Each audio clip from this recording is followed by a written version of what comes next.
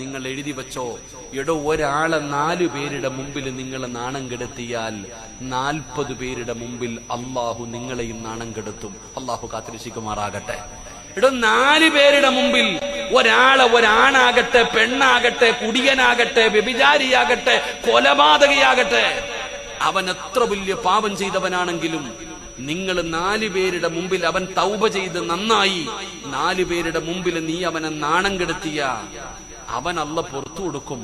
നീ ഓർത്തിരുന്നോ, നീ വീടിന്റെ അകത്തിരുന്ന് ചെയ്താലും അള്ളാഹു അത് നാട്ടുകാരെ അറിയിക്കും. അള്ളാഹു നമ്മളെ കാത്തിരക്ഷിക്കുമാറാകട്ടെ. സൂക്ഷിക്കണം, ഭയക്കണം. നിസ്സാര കാര്യമല്ല. നീ ആരും അറിയാതെ രഹസ്യമായി വീടിന്റെ അകത്തിരുന്ന് ചെയ്താലും അത് പരസ്യമാക്കും അല്ലാഹ്, അത് നാട്ടുകാരെ അറിയിക്കുമല്ല.